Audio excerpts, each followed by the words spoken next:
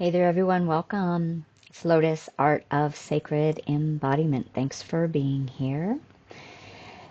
So I'm going to do a continuation again on this topic of our blueprint, and I'm going to link it together with timelines. And leaping timelines is one way to put it.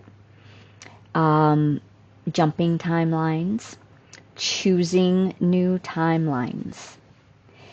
And I'm not sure exactly how I'm going to fit this all together, but these are just things that have been coming to me over this last bit of time as I personally am feeling the massive shifts in consciousness that are happening.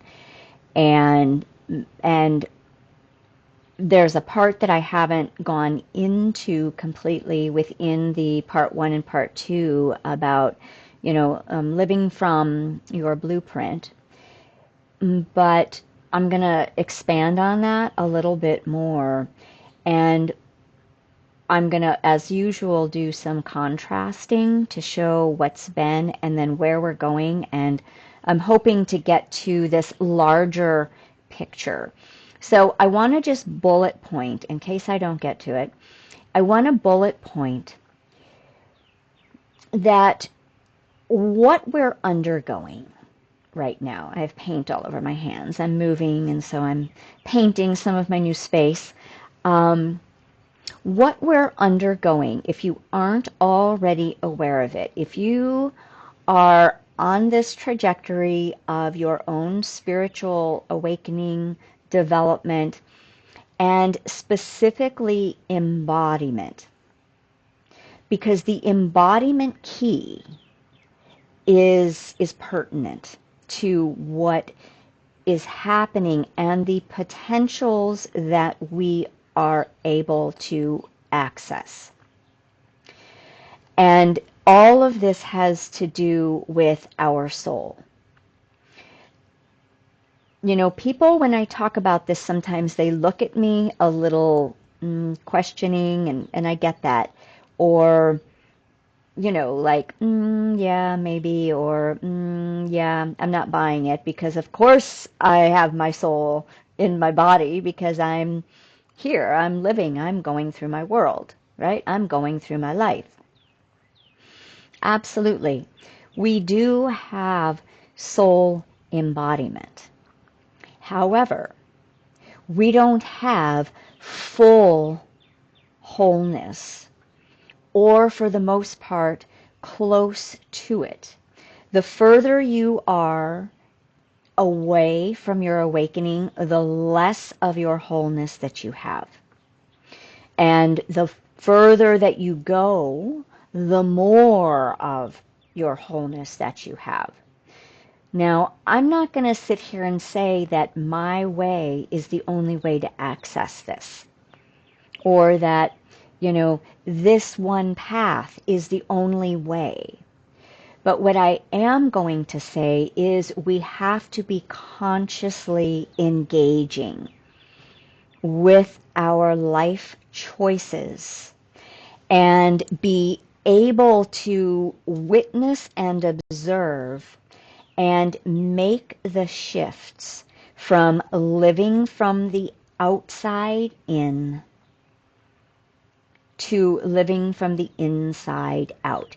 Now, I want to give a couple examples of this, okay? And I'm hoping that this is going to make sense why this is important.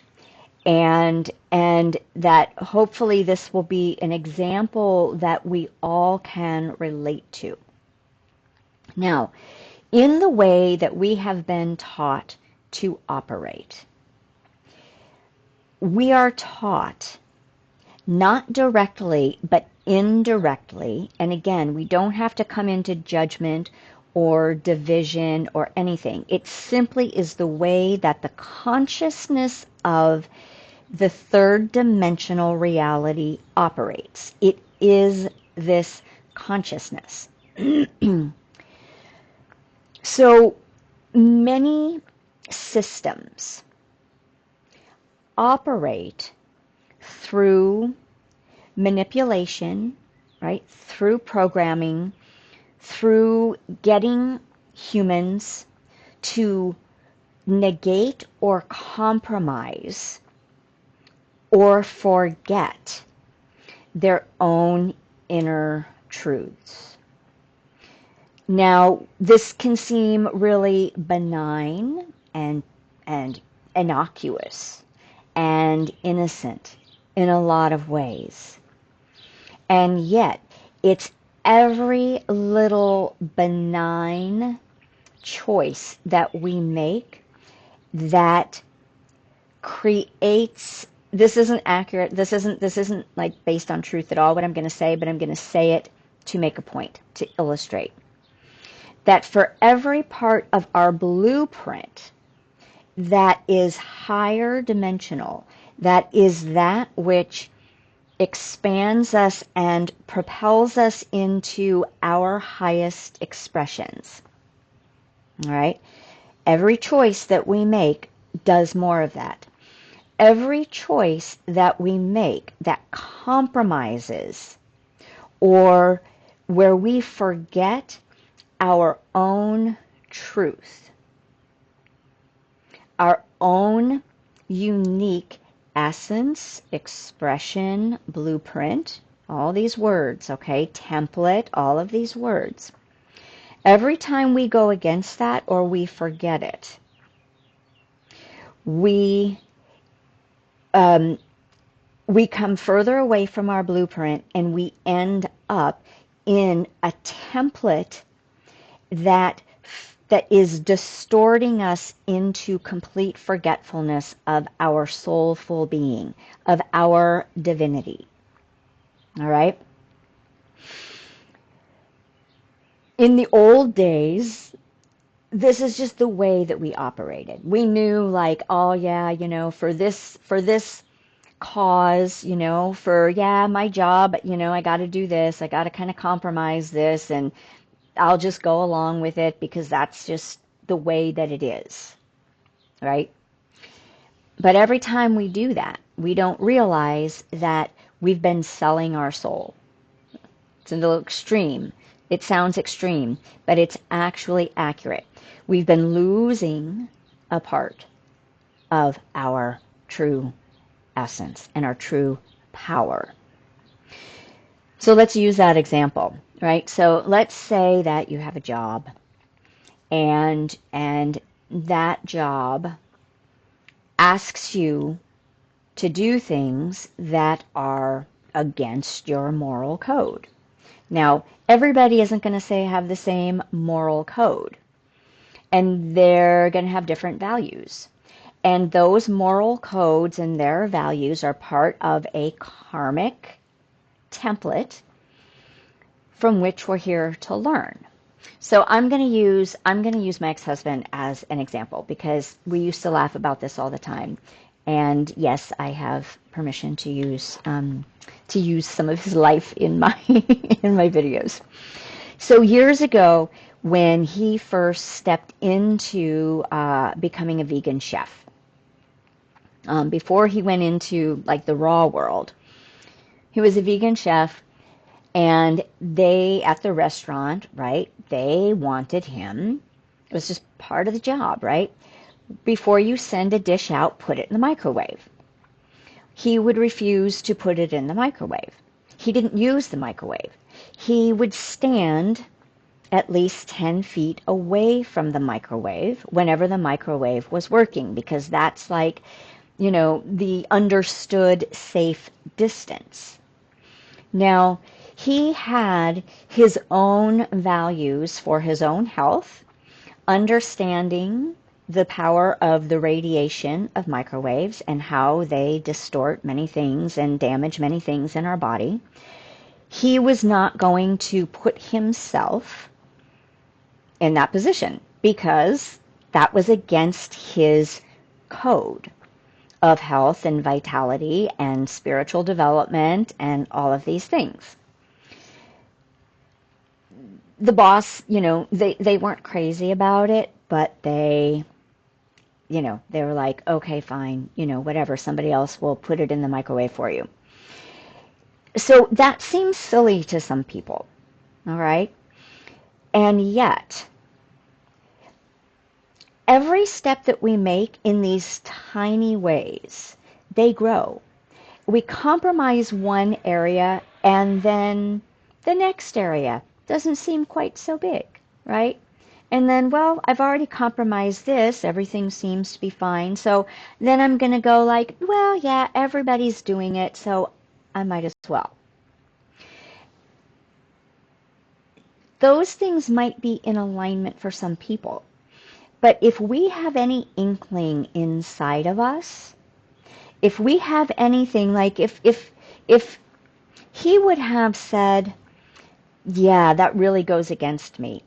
I don't like that. Like, yeah, my body understands the density of that frequency, and I'm willing to work in the environment, but I am not willing to get any closer to it. Now, if he would have compromised that, as benign as that's going to seem to some people, because I understand many people use microwaves, right?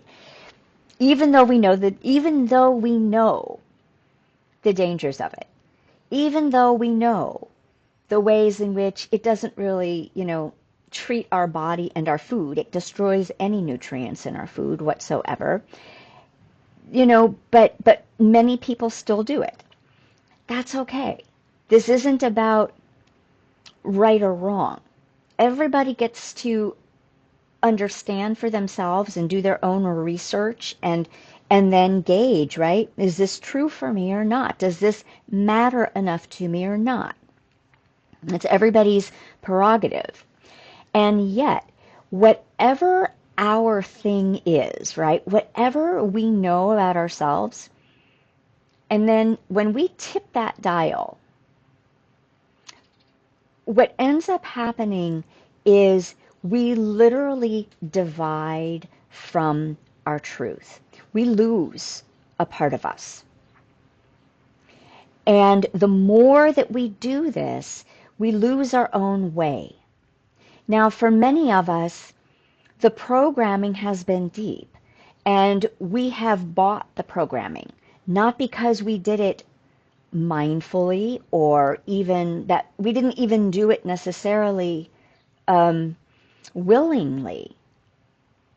That's the way that the 3D works, right? The consciousness is just the way that things are. And that's just what reality is, right? That's just the way it is. So we just go along. And a lot of, like, say for instance, I'll just stay on that example, right? So say for example, his boss wanted to pressure him, right? And say, sorry, if you're not going to use the microwave, then you aren't going to be able to have your job, right? So then what that does is it twists that little knot a little bit further, because it starts taking our choice, and then it starts manipulating our power to choose through fear, right? Through pressure, through threat to our survival. And then he would have had to make this choice of, wow, how bad do I need this job? How badly do I need that money? How much is this really worth?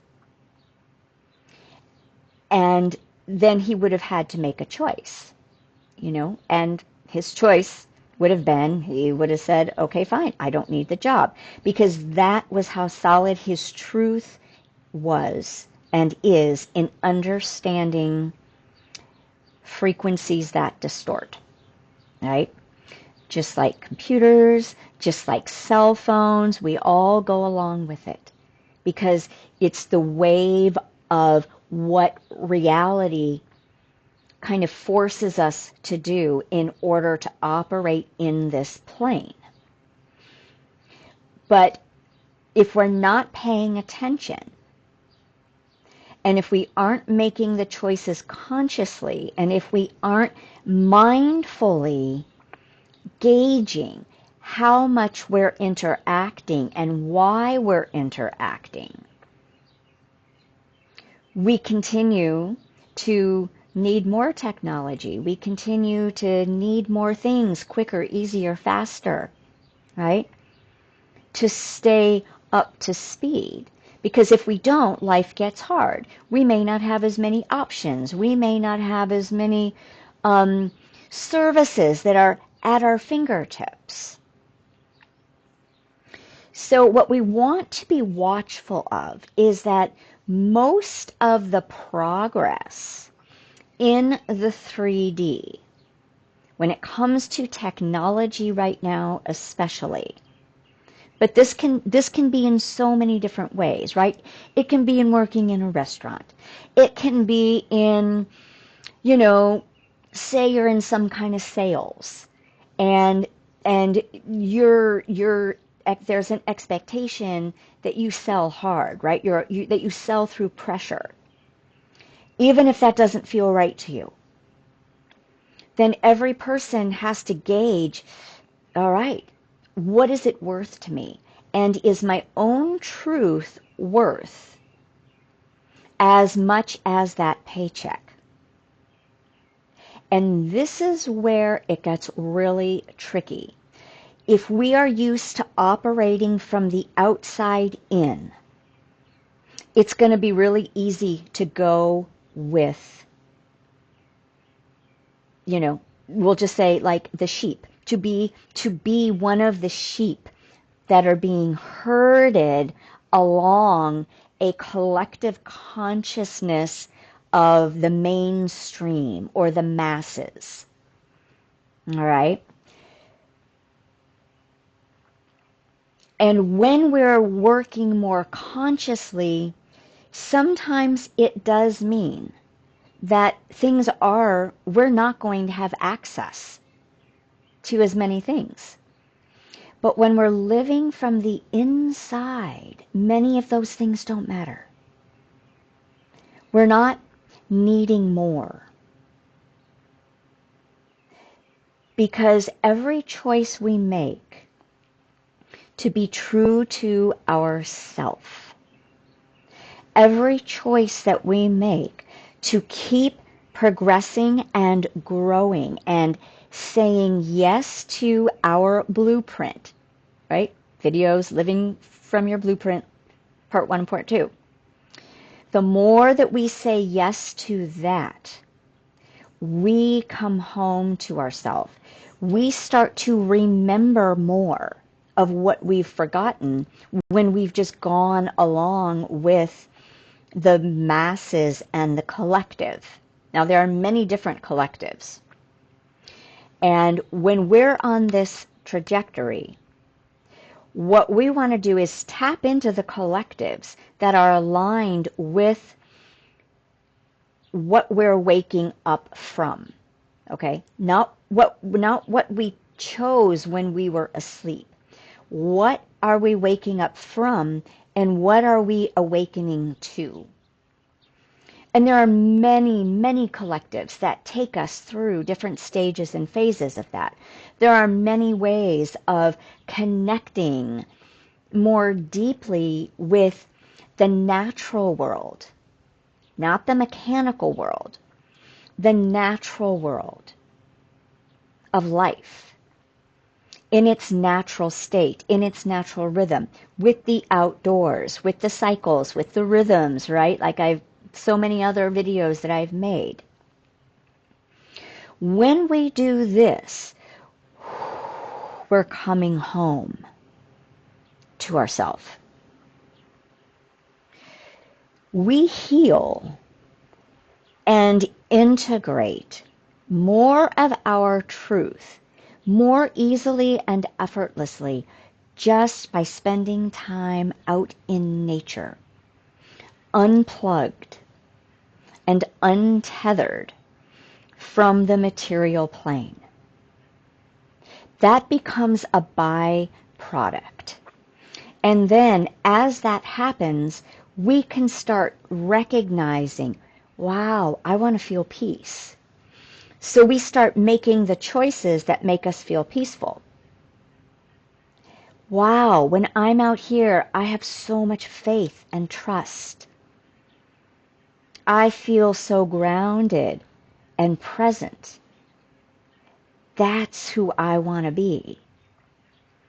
And when we can start choosing that over the scarcity mentality, the pressuring of the mechanical world, the world of bigger, better, more, faster. Because the bigger, better, more, faster, we're never going to have enough of. And if we're on that treadmill, we're operating from the outside in. We will never fill our being with our soul presence. So there are many subtle ways that we're manipulated and that we're pressured to give ourselves over, to compromise ourselves, to negate our truth, to sell our soul to the devil, right? As the saying goes. Usually those are much bigger choices, but sometimes we're faced with that on a regular basis, depending on what kind of lifestyle you're living, right? Most likely, if you're in a larger corporate lifestyle where there aren't a lot of scruples and where there's not a lot of fostering emotional and mental and spiritual health, but when you're feeding the beast and trying to keep getting bigger, better, more, right, for your own personal gain or for, towing the company line, then you're going to lose yourself. And maybe you never found yourself to begin with. And so you don't even know that you're lost.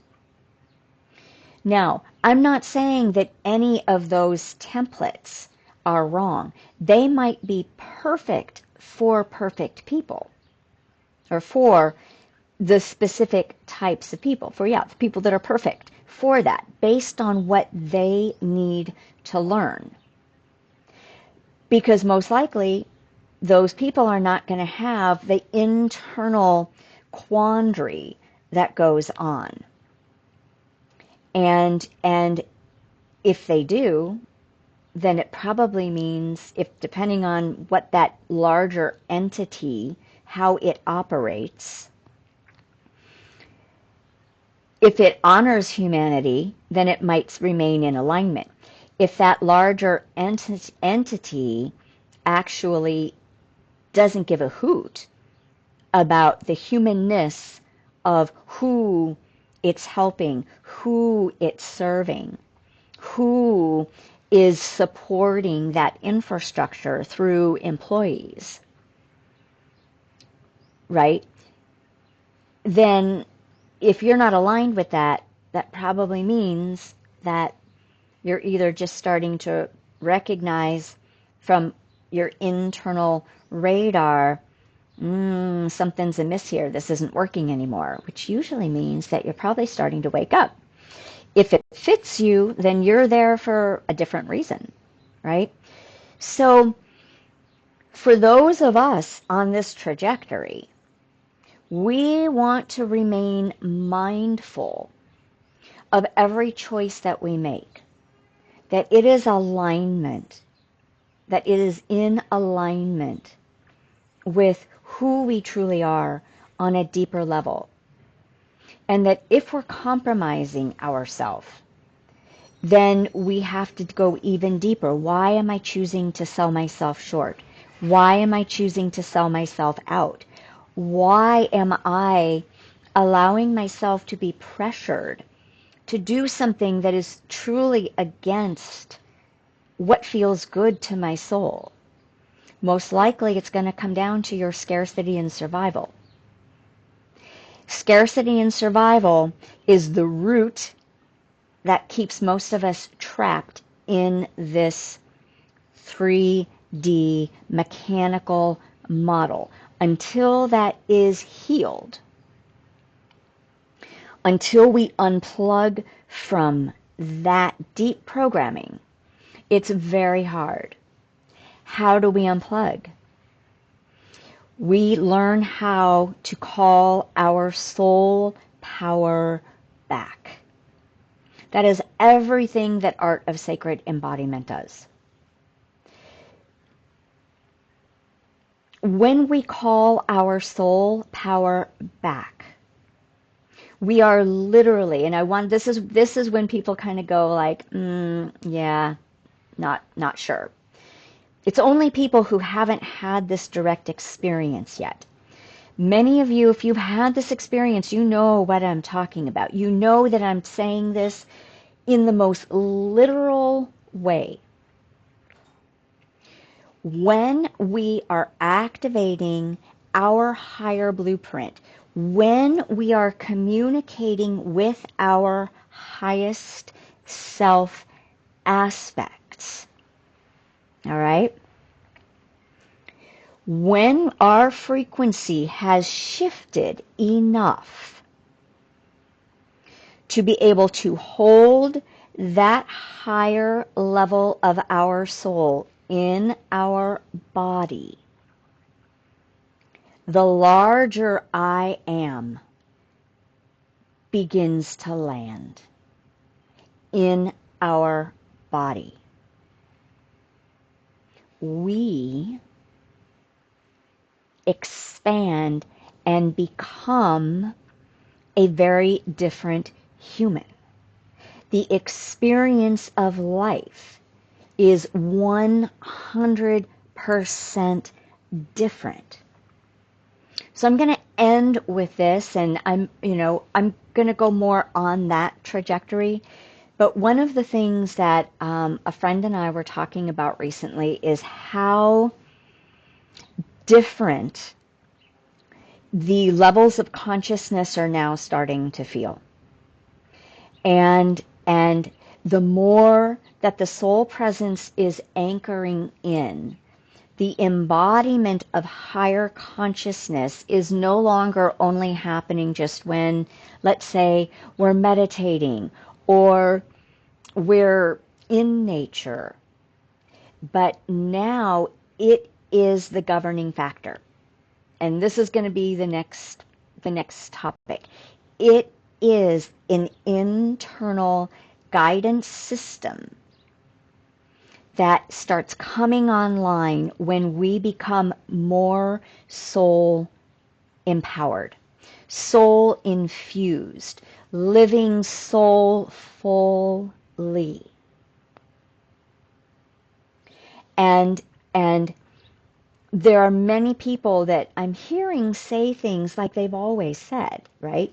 People that I'm close to, some of them family members, who are not on this journey and who are right where they're supposed to be because that's where they're choosing to be. That's what's happening, right? So I'm not going to say that's right or wrong. It's just it's what's happening. So I'm assuming that that's just what's being chosen. But there's this louder voice that I'm hearing of, well, that's just what reality is. This is the way that things are done. That's just what reality is. And I'm hearing this more like, and I'm not going to let that go. It's not a conscious thought, right? Or this is just what you have to do, right? You go out, you get that job, which I'm not saying we don't. But there's a way that the consciousness does these things, depending on where it's operating from. You go out and you do it. It doesn't matter whether you're happy or not, because this is just the way that it is. That is that mechanical consciousness where you sacrifice, you compromise, and you negate your soul's call. And then you lose yourself, particularly over time. If you live from that place, right? This is just the way it is. This is just the way it is. I don't have a power or a choice. And then there's the consciousness that says, I'm going to get a job because it's the right thing to do. And this feels good. This feels in alignment. I'm going to find something that I'm good at, that really resonates with me, that aligns with me. I'm going to choose a community or environment that feels good so that when I'm at a job, I'm feeling good. I'm learning. I'm growing. And I'm honoring the fact that I'm not interested in doing a job and suffering, right? That's the old paradigm. It's not working. The young people know this. And there's a lot of young people that I think they're still on a learning curve. They're kind of shifting to one extreme of I don't have to work or I shouldn't have to work. And I don't know. Okay. I don't, that's a new timeline that's coming in. I don't know that timeline. It's not my experience. But this timeline, I'm a bridge, right? I'm a bridge practitioner, so to speak. So there's an in-between where I recognize the old paradigm and the new paradigm, and how do I get here with ease and grace and learn and mature myself as we go. So can you feel the difference? So my encouragement is to follow that which feels good. Follow that which brings you ease and peace and grace and expansion and joy and more grounding and more truth. That is the way of the future. This other is a way to stay stagnated in the past.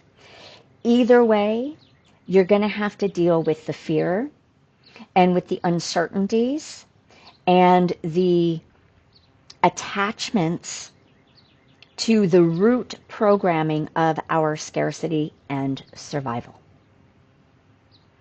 But how much better is it, right, to honor yourself and unwind the scarcity and survival by knowing that there's something so much bigger helping us.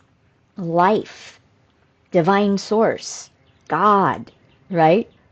Whatever you want to call it. We are being assisted in this life-giving expression.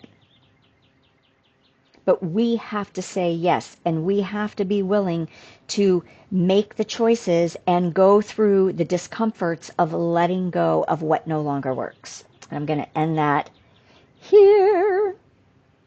All right. So I hope that this helped to piggyback on the first two. All right. And I guess I'll do this part 3. All right. Have a fabulous day, and I will see you soon. Much love and many blessings.